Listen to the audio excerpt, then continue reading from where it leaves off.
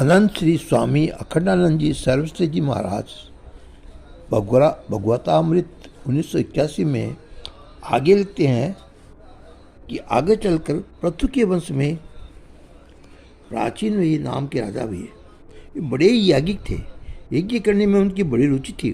उन्होंने अपने यज्ञों में इतने कुश बिछाए थे कि यदि उनको इकट्ठा किया जाए तो या गणित की दृष्टि से उनको परिणाम पर विचार किया जाए तो उन कुशों से सारी पृथ्वी पट सकती थी।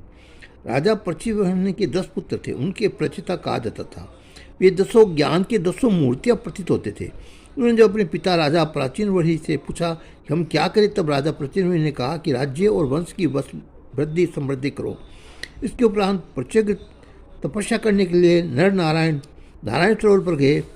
वहाँ पर उनको बड़ा संगीत सुनाई पड़ा। संगीत सुनकर वे मुग्ध हो गए। थोड़ी देर में भगवान गौरीशंकर वृक्ष पर आरूढ़ होकर उनके सामने प्रकट हुए। और प्रयोक्ताओं ने जब भगवान गौरीशंकर की पूजा स्तुति कर ली और उन्होंने उनको एक मंत्र बताया जो इस प्रकार था। भगवान शंकर ने कहा कि प्रयोक्ताओं, तुम लोग इस मंत्र का जप करना। इसके साथ साथ उन्होंने प्रचेताओं को भगवान विष्णु की बहुत बढ़िया स्तुति बतलाई। इसके बाद प्रचेता लोग वहाँ से चलकर समुद्र के किनारे पहुँचे और वहाँ रह जाकर तपस्या करने लगे, भगवान विष्णु आराधना करने लगे। इसमें कुछ वर्ष बीत गए।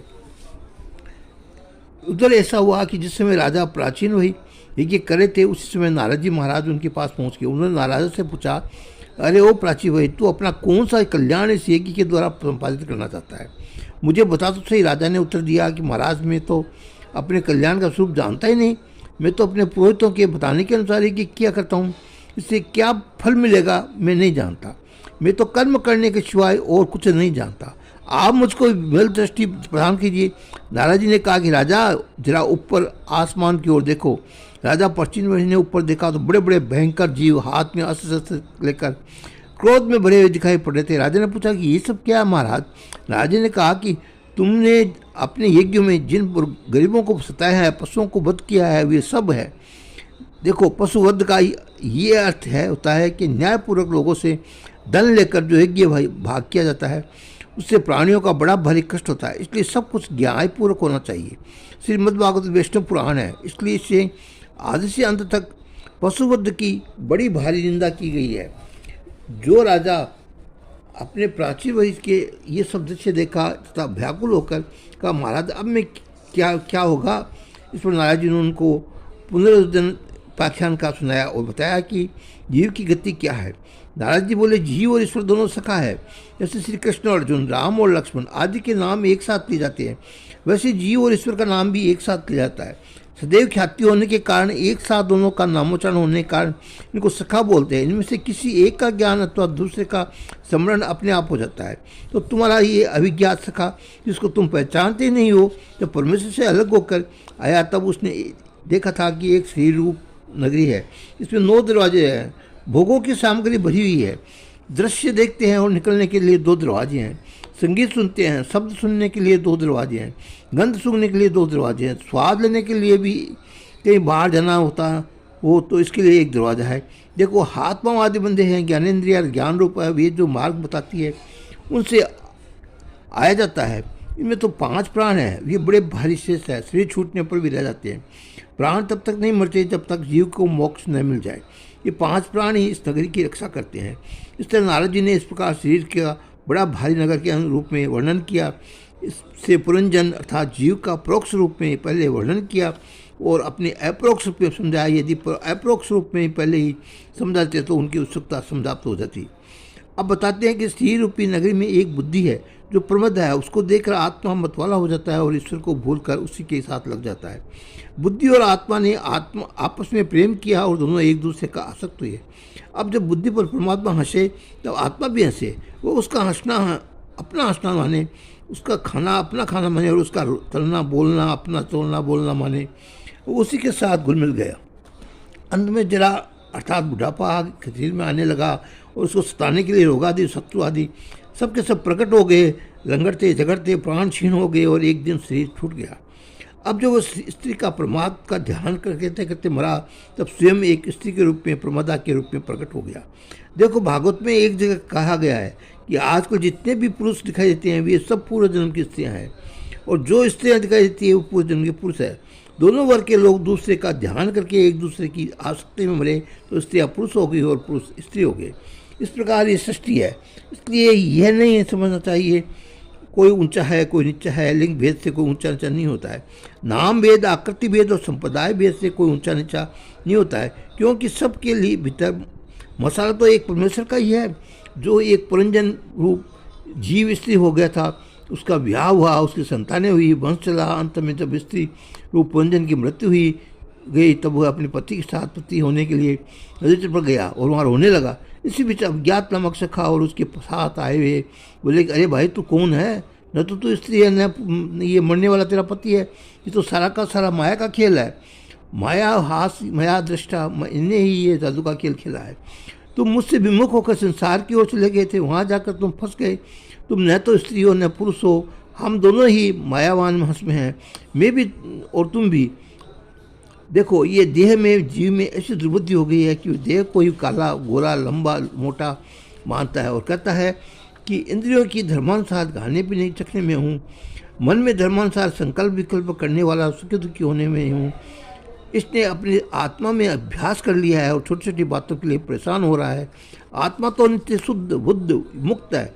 इस प्रकार समझाने पर उन्होंने अपने सामने से माया का पर्दा हटा दिया और वह अपना सखा परमात्मा के साथ अपने को एक अनुभव करने लगा। अब राजा प्राचीनवर्ती ने पूछा कि महाराज, मनुष्य कर्म तो एक शरीर से करे, उसका फल उसे दूसरे शरीर में भोगना पड़े। जिसने कर्म किया उसको तो फल मिले ही नहीं, जिसने कर्म नहीं किया उसको फल मिले, ये तो न्याय संगत तो हो नहीं सकता। इस पर नारद जी ने बताया कि कर्म स्थूल शरीर से नहीं होता, लिंग शरीर से ही उसका कर्ता होता है। जब तक अभ्यास भ्रम नहीं मिट जाता, अपनी अद्वितीयता का पूर्णता का परमात्मा का बोध नहीं हो जाता, तब तक मनुष्य बंधन में रहता है। इसलिए उससे उबरने का उपाय महात्माओं का संग है। परंतु राजन महात्माओं में के मध्य में बैठने कर देखोगे कि उनके मुख से श्रीमुख से भगवान की राजन महात्माओं के श्रीमुख से भगवान चरित्र का अमृतमय नदियाँ बहती रहती है। पहले तो ये सत्पुरुष भगवान के अमृतमय चित्त का स्वादन स्वयं करते हैं, उनको बोलकर भाव चरित्र प्रकट करने की आवश्यकता नहीं रहती। फिर भी भगवान का चित्त समुद्र है कि रसमय है कि उसके भीतर समाता नहीं है और अमोनी महात्माओं को भी मुखर बना देता है। महान मुख्यता के दो अर्थ है। एक अर्थ है एक महात्माओं के द्वारा वर्णित, दूसरा अर्थ है बड़े बड़े महात्माओं और मौनियों को भी बोलने के लिए विवश कर देना। इससे मुख निकलने लगती है। इसलिए अपने कानों से उस कथाओं को नदी में डुबो दो, उसको पियो। जो लोग उस कथामृत का पान करते रहते हैं उनकी प्यास बुझती नहीं है, वे पीते जाते हैं, उनकी तृप्ति होती नहीं है, इसलिए उनकी प्यास ही बढ़ती जाती है। महात्मा का स्वरूप क्या है? महात्मा का स्वरूप है श्री कृष्ण दर्शना को मूर्ति। श्री कृष्ण भगवान के लिए उनके हृदय में ऐसी प्यास भरी है जो बुझती नहीं है, वे पीते पीते भी अगाते नहीं हैं। जो लोग इस रस पान की आदि हो जाते हैं उनकी भूख प्यास इसके आनंद में गायब हो जाती है, लुप्त हो जाती है। उनका भविष्य कोई भय नहीं होता, भूत का कोई शोक नहीं होता, वर्तमान का कोई मोह नहीं होता। इसलिए संसार की प्रणाली या परंपरा को चल रही है जिससे मैं और मेरा ये जीव आबद्ध है, उसको छूटने का एकमात्र उपाय सत्संग है।